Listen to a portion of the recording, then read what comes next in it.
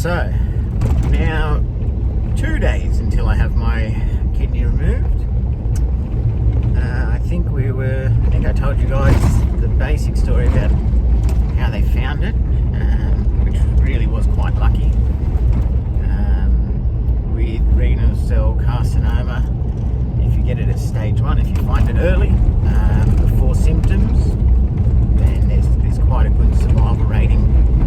There's a 5-year survival rating of 90%. Had I not gone to the doctors about my gut pain and waited, it could have been another 5 or 10 years before they found it. And once you get to stage 3 or 4, the survival rate drops to about 17%.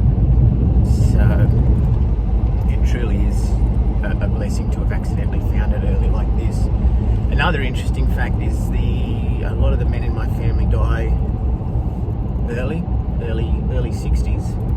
So that's how I've planned my life. I've always been prepared to possibly pass away around that 60, 65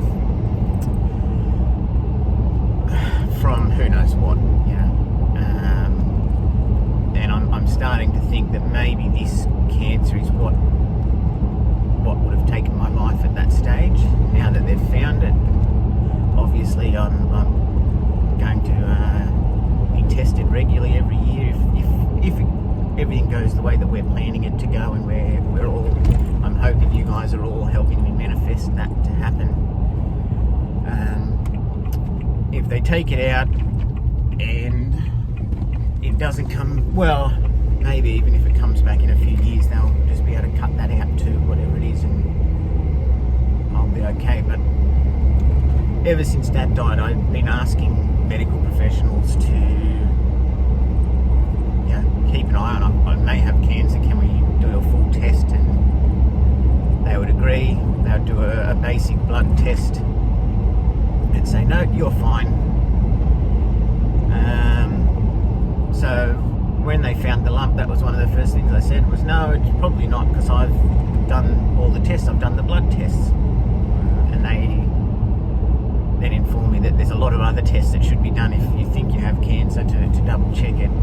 So although I was asking for full cancer screening, I was just getting a very basic blood test, and now it looks like I'm going to be taken seriously each year, and I think every 6 months to begin with, and then after a little while, every 12 months, I'll get CT scan, things like that, to really keep an eye on whether I have new cancer. And this may be the thing that lets me live a full life if they start picking up. I know I've certainly changed. I've changed my diet. I'm only eating organic. I'm trying very hard to keep away from plastics in food, so don't drink out of plastic bottles, all that sort of stuff. I went and had a full DNA test, and all of my hormones, levels, everything done through a company called iScreen,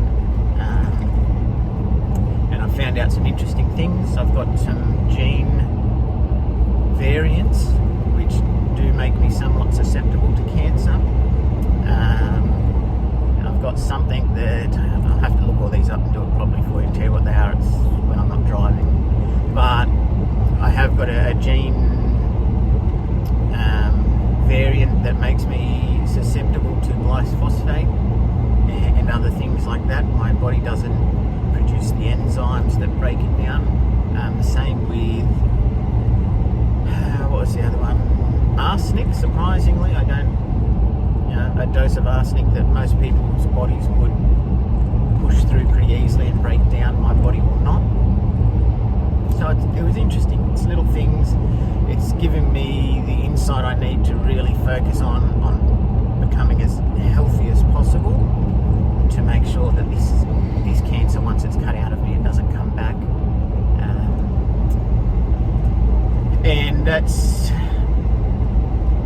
where the idea for the Great North Walk came about. My plan is to, a lot of people have told me that after something like removing a kidney, apparently it takes quite a lot of time recover in 6 weeks, but you're not fully recovered. Your strength isn't back, your stamina isn't back. And I like to be as active as I can. So to try and get back to my full strength, I've made an ambitious goal to do the Great North Walk, which is 250 kilometres between Sydney and Newcastle. And my aim is to do that sort of mid next year sometime if I can.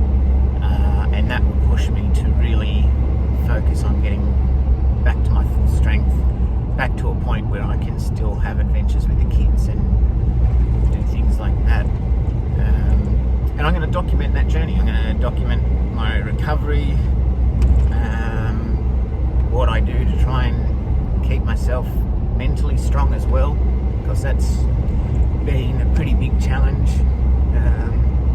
having a positive outlook on this and making sure that I truly believe that this is just something that's going to get cut out of me, and then